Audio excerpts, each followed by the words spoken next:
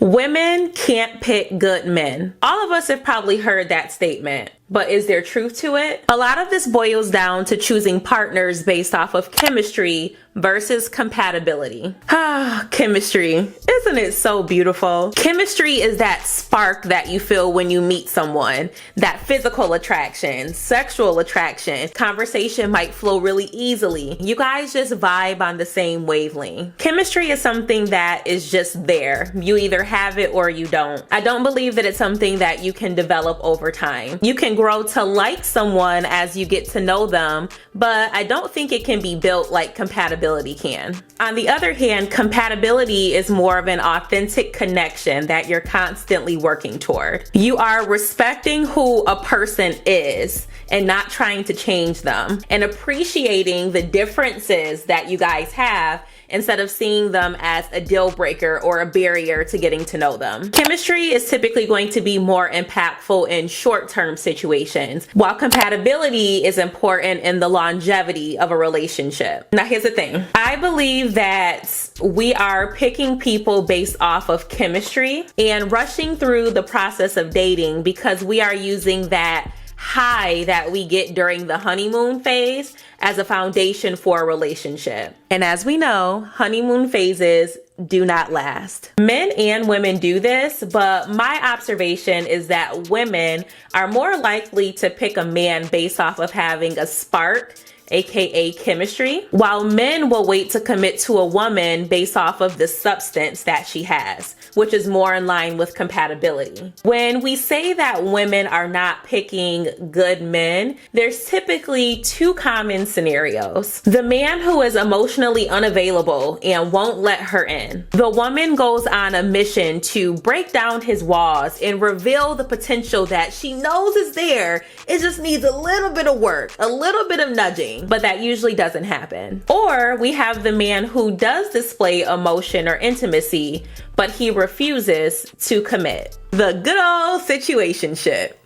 In the inside, you feel like he's your man, but no title has been agreed upon and you don't know if and when that will happen. So let's discuss Robert Sternberg's triangular theory of love. Based on this theory, love is broken down into three components: intimacy, passion, and commitment. And each of these components can be combined in different ways to create 8 different kinds of love. For the purposes of today, we will be focusing on consummate, infatuation, and romantic love.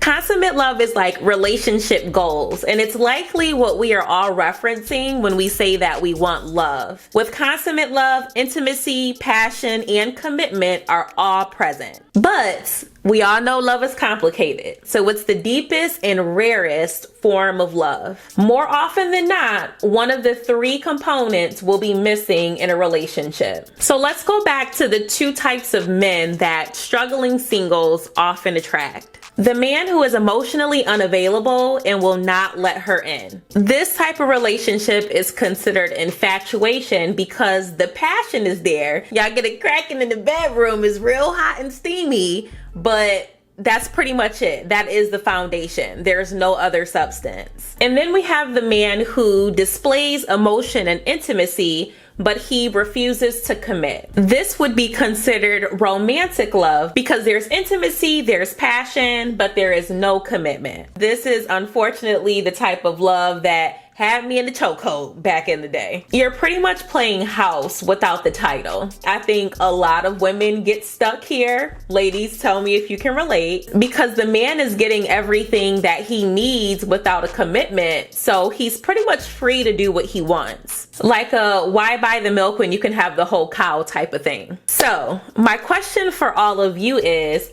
what matters more out of chemistry or compatibility? We often say we want love, but love is very multifaceted and we need to break down what that means. There are some people out there who are like, hey, I don't need to have that instant spark. Physical attraction isn't the most important thing to me. Give me someone solid, give us a strong friendship, and I'm cool with that. Other people are like, look, if you look good, I'll have a little bit more patience. I'll put up with some things as long as that physical attraction is there and we can get it cracking, okay? And I should add that some women don't care about either as long as your paper is right. For me personally, chemistry and compatibility are very important. I want you to arouse my intellect as well as my loins. I have had many situations where I tried to force a connection with someone because they sounded good on paper and they had qualities that I saw potential in, but the connection just wasn't there for me. I don't know if this is a bad thing or not. You guys can let me know in the comments, because maybe this is the thing that's not working for me. But I feel like when I walk into a room, I'll spot one person and I'm like, boom, that's the person right there. Like, it's an instant connection there, and I go based off of that. And then from there, you know, you determine if that person is a good pick with vetting, and you see if that compatibility is there. But I need that spark. I need to feel that shebang. I need to feel that heat, okay? I don't know, maybe it's just a Scorpio in me. But on a serious note, I think that this is definitely an area of opportunity for women. A lot of us are chasing that spark, and once we feel that spark with someone, we develop these rose-colored goggles and we start to see potential in people that isn't really there. And when you're dealing with someone just based off of chemistry, that physical, that sexual attraction, things go really fast. It's intense, it's invigorating, it's fun, it's like an adrenaline rush. You're literally feeling like you're on a roller coaster. But as a roller coaster goes up, choom, it comes right back down, and things tend to fizzle out really, really fast. And because we are chasing that feeling, we might have blinders on to the men who would be good for a lifetime, because we're chasing the men who are good for a night. Don't shoot the messenger. But those are my thoughts. Let me know what you're thinking in the comments, and I'll see you on the next video. Bye.